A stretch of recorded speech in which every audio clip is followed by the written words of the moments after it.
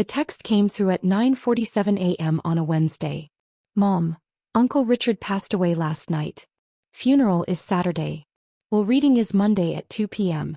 I stared at my phone screen in the empty staff lounge at Seattle General Hospital, where I'd just finished a 12-hour shift in the cardiac unit. My hands started shaking. Uncle Richard. Dead. I'd spoken to him 3 days ago. Our usual Tuesday evening call. He'd sounded tired but fine, complaining about the Mariners pitching like always. We talked about his garden, about the book he was reading, about absolutely nothing important. The way we always did. You okay? My coworker Lisa touched my shoulder. My uncle died, I said quietly. Oh, Emma. I'm so sorry. I nodded, unable to speak past the tightness in my throat. I excused myself and went to my car, where I sat in the parking garage and cried for 20 minutes. Uncle Richard had been 78. I'd known this day would come eventually. Knowing didn't make it hurt less. My phone buzzed again. Mom, don't expect anything at the will reading. He barely knew. We were his real family. I stared at that message for a long time. Then I blocked out the pain and drove home to my small apartment in Capitol Hill, the one Mom loved to mention whenever she wanted to remind me that my older sister Melissa lived in a 4-bedroom house in Bellevue. The funeral was exactly what I expected. Mom and Dad arrived early in expensive black. Melissa came with her husband Brandon and their 2 kids. Kyle showed up late, reeking of cologne. I'd arrived an hour early to be alone with Uncle Richard before everyone else. The service was brief. The pastor spoke in generic platitudes. Melissa cried loudly. Mom dabbed her eyes. Dad stood stoic. I didn't cry. I'd already cried. Instead, I thought about Tuesday evenings. At the reception afterward, held at Mom and Dad's house in Medina, the family gathered in clusters. I stood alone by the window holding a cup of coffee I didn't want. Emma. Mom approached, her voice low. We need to discuss Monday. The will reading. Yes. She glanced around, then moved closer. Your father and I have been thinking. Richard's estate is substantial. The house alone is worth at least $1 million, and he had investments, savings. We're talking significant money. Okay. We were his immediate family. Your father is his only sibling. It's only natural that the bulk of the estate would go to us, with portions for you kids. I said nothing. But you should understand, Mom continued, that Richard barely knew you, Emma. You visited him, a few times a year. Every Tuesday for 6 years, I thought. But you didn't know that. We were the ones who really cared for him, Mom said. We were his real family. So when the will is read on Monday, don't expect anything significant. Maybe a small token amount. That would be appropriate. Okay, I said quietly. Dad joined us, drink in hand. Emma. Your mother's right. Richard and I were close. Brothers. You understand how inheritance works. It goes to immediate family first. When was the last time you saw him? I asked. Dad frowned. What? When was the last time you saw Uncle Richard? Before he died. Christmas, Dad said. We had him over for Christmas dinner. 8 months ago. They'd had him over for 4 hours on Christmas Day. I'd been there too. Uncle Richard had looked uncomfortable the entire time, surrounded by expensive decorations and expensive food and expensive people discussing expensive things. He seemed fine then, Mom added. Healthy. This was very sudden. It wasn't sudden. Uncle Richard had been diagnosed with congestive heart failure 2 years ago. I'd taken him to every cardiology appointment. I'd picked up his medications. I'd helped him understand his treatment plan, using my nursing background to translate the medical jargon. But my family didn't know any of that. Melissa appeared with a glass of white wine. Are we talking about the will reading? Yes, Mom said. I was just explaining to Emma not to expect much. Obviously the house will go to Mom and Dad, Melissa said. They can sell it and use the money for retirement. The rest should probably be split among us kids. Fair and equal. We'll see what Richard decided, Dad said carefully. Did he have a will? Kyle asked, joining our circle. Of course he did, Mom said. He was very organized. His lawyer called to schedule the reading. Everyone named in the will has to attend. Everyone? I asked. You, me, your father, Melissa, Kyle, Mom listed. And a few others, I assume. Probably some charities. Richard was sentimental like that. Sentimental. They thought Uncle Richard was sentimental. Uncle Richard was practical, logical, direct. He didn't believe in wasting time or money. He'd worked as a structural engineer for 40 years, retiring at 65 with a solid pension and smart investments. He'd bought his house in Ballard in 1982 for $95,000. It was now worth $1.2 million. I knew all this because we talked about it every Tuesday for 6 years. But my family thought he was just a sentimental old man who handed out candy to his nieces and nephews at Christmas. The reception wound down. I helped clean up as I always did while Melissa supervised and Mom directed. Dad retreated to his office. Kyle left early, claiming he had plans. "See you Monday," Mom said as I was leaving. 2 o'clock. "Don't be late." "And Emma?" He touched my arm. "Try to dress professionally. This is important." I drove home thinking about the first time I'd really talked to Uncle Richard. I'd been 24, fresh out of nursing school, drowning in student debt. I went to his house to drop off something Mom had asked me to deliver. Uncle Richard had invited me in for coffee. We talked for 3 hours. He was funny, but intelligent. He asked about my work, really asked. He listened to my answers. No one else ever asked me about work. Before I left, Uncle Richard said, "You should come back next week. I make pretty good coffee." I came back. And kept coming back. Every Tuesday evening for 6 years straight. He became my best friend. And no one in my family knew. They knew I visited Uncle Richard sometimes. Mom would mention it occasionally, usually as a criticism. "You should spend less time with that old man and more time building your career. Or find a boyfriend instead of wasting your evenings." But they never asked what we talked about. They never asked why I went. They assumed I was just being nice to a lonely old relative. They had no idea that Uncle Richard had been the only person in my family who actually knew me. Monday arrived too quickly and not quickly enough. I took the day off work. I dressed in my best professional clothes. Black pants, white blouse, blazer. The outfit I'd bought for job interviews but rarely wore. The law office was in downtown Seattle on the 34th floor of a sleek glass building. The waiting room had floor-to-ceiling windows overlooking Elliott Bay. Mom and Dad were already there when I arrived at 1:55 p.m., sitting on a leather sofa talking quietly. Melissa and Brandon sat across from them. Kyle was on his phone in the corner. "Emma." Mom stood. "Finally. We were worried you'd be late." "It's 1:55. The meeting is at 2. Early is on time is late," Mom said, one of her favorite phrases. The receptionist smiled at me. "You must be Emma Chin. Mr. Hartwell is expecting you. You can all go in now." We filed into a large conference room. Dark wood table, leather chairs, law books lining the walls. Very official. Very intimidating. A man in his 60s stood as we entered. "Good afternoon. I'm Robert Hartwell, Richard Chen's estate attorney. Please everyone have a seat." We arranged ourselves around the table. Mom and Dad sat at one end, the power position. Melissa and Brandon beside them. Kyle across from them. I sat at the far end, as far from everyone as possible. Mr. Hartwell opened a leather portfolio. "First, let me express my condolences. Richard was a wonderful man. I had the pleasure of working with him for over 20 years. Mom nodded graciously. "Thank you. He spoke highly of you." Had he? I'd never heard Uncle Richard mention his lawyer. "Before we begin," Mr. Hartwell said, "I want to clarify a few things. This will was executed 18 months ago in March of last year.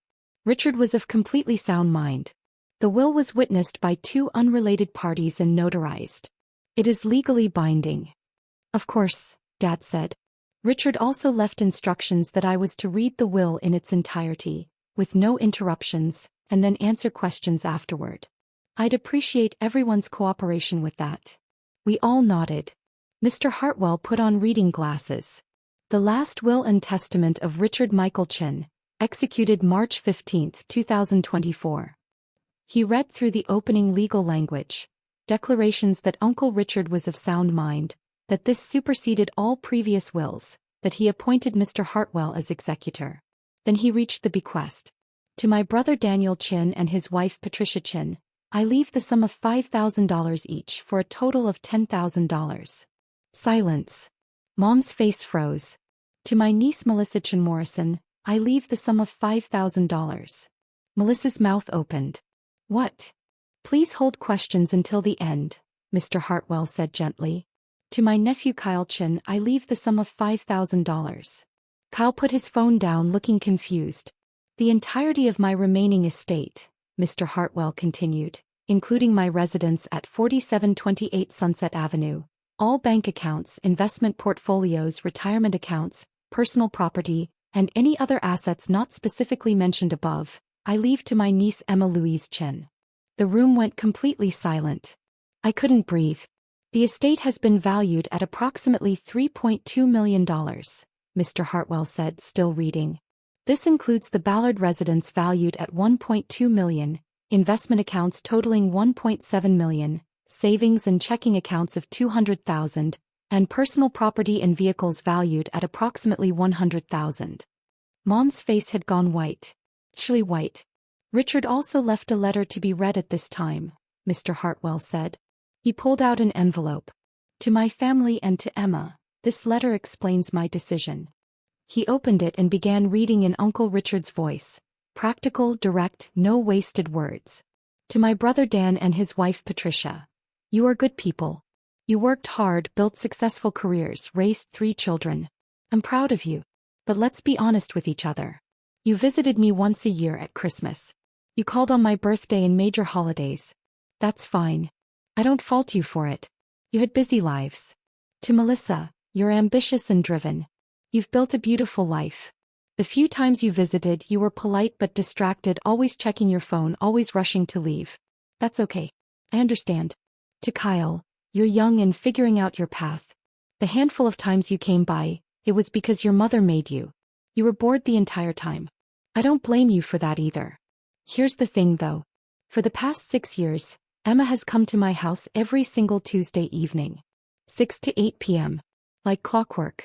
He never missed. Not once. She came when she was exhausted from 12-hour hospital shifts. He came when she was sick with the flu herself. She came during snowstorms and heat waves. She came when she had her own problems and worries. She didn't come because she had to. He came because she wanted to. We drank coffee. We talked. About everything. She told me about her patients, about the challenges of being a nurse, about her dreams of maybe becoming a nurse practitioner someday. I told her about my career, about engineering, about your mother, her grandmother, who died before Emma was born. She listened to my stories. She laughed at my jokes. He cared about my opinions. When I was diagnosed with heart failure 2 years ago, Emma took me to every appointment. She made sure I understood my medications. He helped me modify my diet. She checked on me between our Tuesday visits, calling to make sure I was okay. She did this while working full-time, while dealing with her own challenges, while being dismissed and overlooked by her own family. None of you knew any of this. You didn't know because you never asked. You assumed Emma was just being nice, that she visited, sometimes, that she was wasting her time with a boring old man. But Emma saw me. Actually saw me. Not as an obligation or a burden or a source of future inheritance. As a person. A friend. She gave me something precious in my final years. Her time and her genuine care. That's worth more than money can measure. So I'm leaving her the money. To Dan, Patricia, Melissa and Kyle, your $5,000 bequests are not insults. They're acknowledgments. You're family. I loved you. But Emma earned this inheritance through 6 years of showing up, consistently and selflessly. If you're angry about this decision, I understand. But ask yourselves, when was the last time you spent 2 hours with me just talking?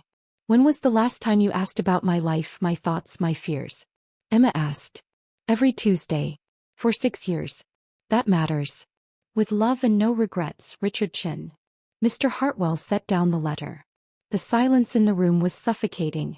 I had tears running down my face. I couldn't stop them. This is insane, Melissa said. Her voice was shaking. This isn't legal. He was clearly manipulated. I assure you, Mr. Hartwell interrupted calmly, the will is completely legal and valid. Richard was evaluated by his physician 3 weeks before executing this will. The doctor certified that he was of sound mind and not under any undue influence. She's a nurse. Mom's voice was sharp. He had access to him. She could have. Mrs. Chin. Mr. Hartwell's voice was firm now. I'm going to stop you right there. Any allegations of impropriety could expose you to legal liability. Richard made this decision freely and clearly. I was present when he executed the will. I spoke with him at length about it. He was absolutely certain. But $3 million, Dad said. He looked stunned. That's... Richard, we're your family. Your brother. And Emma is your daughter, Mr. Hartwell said quietly. Richard's niece. Also family. This is different, Mom insisted. She spent a few hours a week with him. We spent decades. With respect, Mrs. Chin, what matters is not the history but the present. Richard makes that clear in his letter. Emma was present during his final years. That's what he valued. Kyle was staring at me. You never told us. About the Tuesday visits. You never asked, I said softly. $3.2 million, Melissa said. She looked at me with an expression I'd never seen before. Pure fury. You manipulated an old man. Melissa. Brandon put his hand on her arm, but she shook it off. No. This is fraud. We're contesting this. We have to. That is your right, Mr. Hartwell said. However, I must warn you that any contest will be expensive and, in my professional opinion, doomed to fail. Richard anticipated this possibility. He left detailed documentation. Phone records showing Emma's daily check-in calls. Visitor logs from his doctor's appointments showing Emma attended every single one while none of you attended any. Receipts for medications, groceries, and care items that Emma purchased for him. Testimony from neighbors who only ever saw Emma visiting. He pulled out a thick folder. Richard was an engineer. He documented everything. If you contest this will, all of this evidence will be presented in court. It will show quite clearly that Emma provided years of care while the rest of the family provided minimal contact. Mom's face was red now. We had busy lives. Careers. Responsibilities. So did Emma, Mr. Hartwell said. She's a full-time cardiac nurse. She still found time. How long would a contest take? Dad asked. He sounded tired. 6 months to a year typically. Legal fees would likely run $25,000 to $50,000. And again, based on the evidence, you would almost certainly lose. The court would likely award Emma her legal fees as well, meaning you'd be responsible for those costs on top of your own. So we're just supposed to accept this? Melissa demanded. That's your decision to make, Mr. Hartwell said. But yes, I would strongly advise accepting it. He turned to me. Emma, do you have any questions? I wiped my eyes. When did he decide this? To leave everything to me. We discussed it about 2 years ago, shortly after his diagnosis. He'd been thinking about it for a while. He told me he wanted to ensure the person who actually cared for him would benefit, not just the people who assumed they'd inherit because of a family tree. He never said anything to me. He didn't want it to affect your visits. He wanted to make sure you were coming for him, not for an inheritance. Though he told me he knew that was never your motivation. Fresh tears spilled over. Uncle Richard had known. Of course he had. He'd known I loved him. That I came every Tuesday because I wanted to, not because I expected anything. This is bullshit, Kyle muttered. Kyle. Mom snapped. What is? Emma gets $3 million because she drank coffee with the guy. She did considerably more than that, Mr. Hartwell said. But regardless, this is Richard's decision to make. It was his money. His estate. His choice. What happens now? Dad asked. The estate will go through probate, which typically takes 4 to 6 months. As executor, I'll manage that process. Emma will inherit the house and all assets once probate is complete.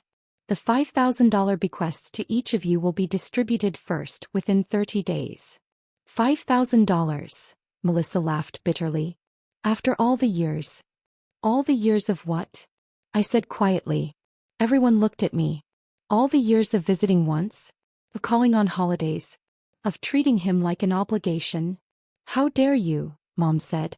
I'm not saying it to be cruel. My voice was steady now. But Uncle Richard was right. You barely knew him. None of you did. You knew he existed. You knew he was family. But you didn't know him. And you did. Melissa challenged. Yes. I knew his favorite book was Lonesome Dove. I knew he cried when his wife died 20 years ago and never really got over it. I knew he was scared of dying alone. I knew he loved the Mariners but thought they'd never win a World Series. I knew he voted for Democrats even though his engineering colleagues all thought he was crazy. I knew he wanted to visit Japan but never did because Aunt Lily died before they could take the trip. I looked around the table. Did any of you know any of that? Silence. He was just Uncle Richard, Kyle said defensively. The old guy we saw at Christmas. Exactly. And that's fine. You had your own lives. I'm not judging you for that. But don't be angry with me because I actually spent time with him. You're taking advantage of an old man's loneliness, Mom said coldly. No. I was giving him companionship. There's a difference. Mr. Hartwell closed his portfolio. Unless there are legal questions, I think we're finished here. Emma, please call my office tomorrow and we'll begin the probate process. Everyone else, you'll receive your bequests within 30 days. We all stood. The silence was crushing. In the elevator down, no one spoke. We were all crammed together in the small space, not looking at each other. When we reached the lobby, Mom turned to me. If you had any decency, you'd split that money with your family. No, I said. No. Uncle Richard left it to me. He explained why. I'm going to honor his decision. You're being selfish, Melissa said. Maybe. Or maybe I earned it. Either way, it's mine now. I walked away from them out into the Seattle afternoon. My phone started buzzing before I'd even reached my car. Melissa, you're destroying this family. Kyle, this is so messed up. Mom, we need to talk about this reasonably. Dad, Emma, call me. I didn't respond to any of them. That night I drove to Uncle Richard's house. My house now, I supposed, though that felt impossible to process. It was a small craftsman bungalow with a covered front porch. The garden Uncle Richard had tended for 40 years was overgrown now. He'd been too weak to maintain it these last few months. I used the key he'd given me 2 years ago. In case of emergency, he'd said. You're my emergency contact. You should have a key. The house smelled like him. Coffee and Old Spice and old books. I stood in the living room and cried. Everything was exactly as it had been last Tuesday. The coffee maker I'd used to make our evening coffee. The 2 mugs in the sink still unwashed. The book he'd been reading, bookmark halfway through. The photo albums on the shelf. Uncle Richard's entire life, documented in pictures. I pulled one down and flipped through it. Uncle Richard and Aunt Lily on their wedding day. Uncle Richard at his college graduation. Uncle Richard and Dad as kids, maybe 7 and 10, grinning at the camera. Toward the back, recent photos. Most of them were of Uncle Richard alone, at his garden at the park, reading on his porch. Then I found a section of photos I hadn't known existed. Photos of me and Uncle Richard. Someone must have taken them, maybe a neighbor. Us sitting on the porch drinking coffee. Us at the kitchen table both laughing at something. Us in his garden, me holding a watering can while he pointed at a plant. He'd kept photos of our Tuesdays. I sat on his couch, my couch, and cried until I couldn't cry anymore. The next 2 weeks were brutal. My family called constantly. Mom wanted to have a family meeting to discuss fair distribution. Melissa left voicemails accusing me of manipulation and greed. Dad sent long emails about family obligation and doing the right thing. Kyle just sent angry text. I didn't respond.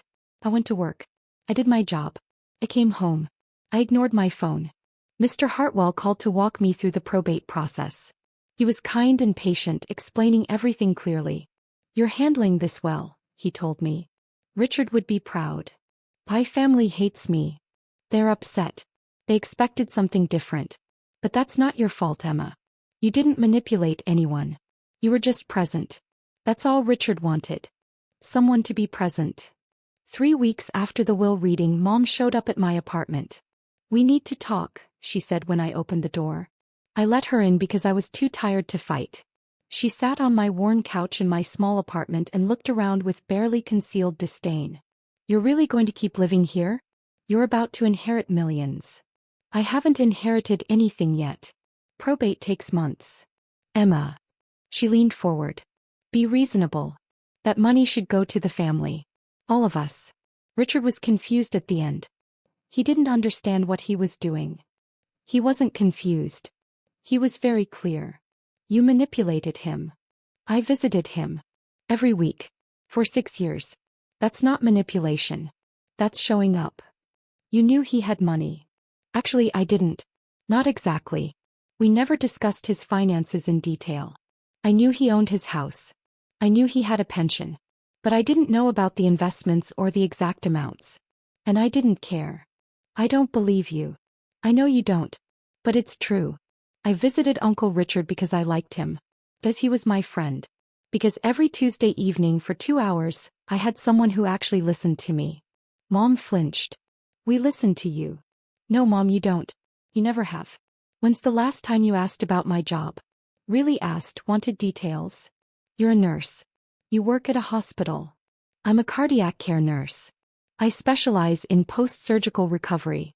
I've been thinking about going back to school to become a nurse practitioner. Did you know that? Mom was silent.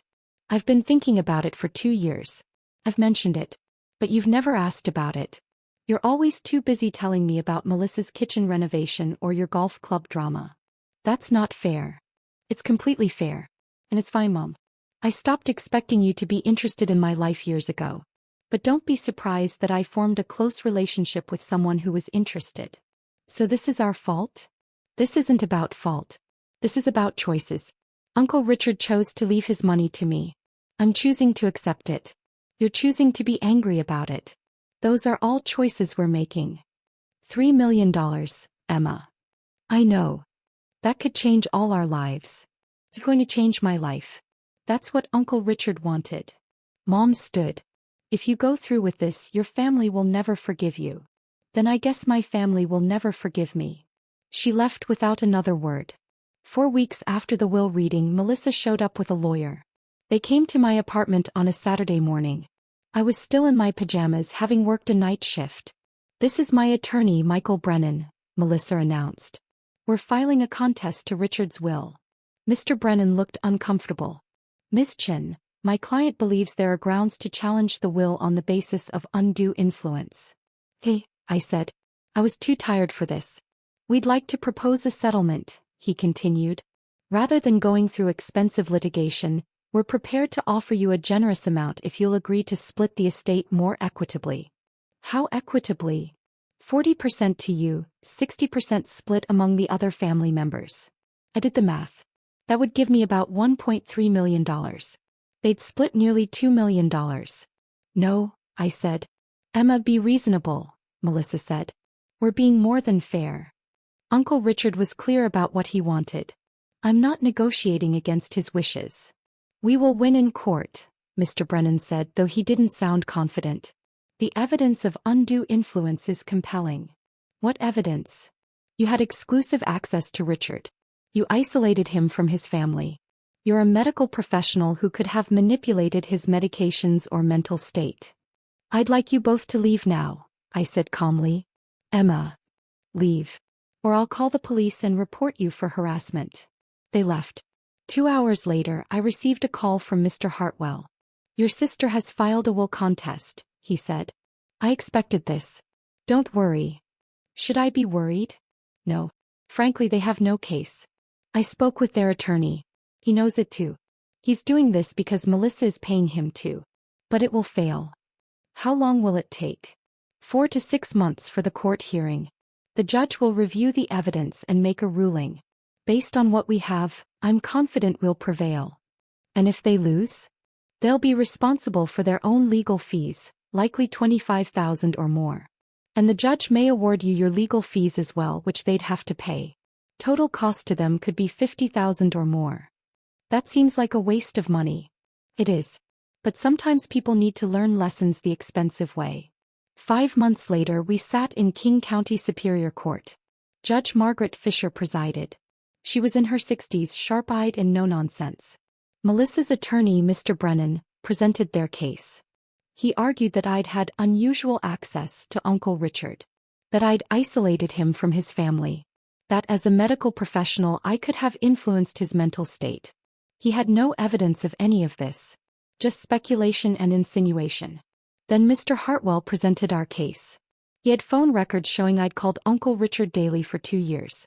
Visitor logs from cardiology appointments showing I'd attended all 17 appointments while no other family member attended any. Testimony from Uncle Richard's cardiologist stating that Richard had been completely mentally competent until his final week. Testimony from 3 neighbors stating they'd only ever seen me visiting, never other family members except once a year at Christmas.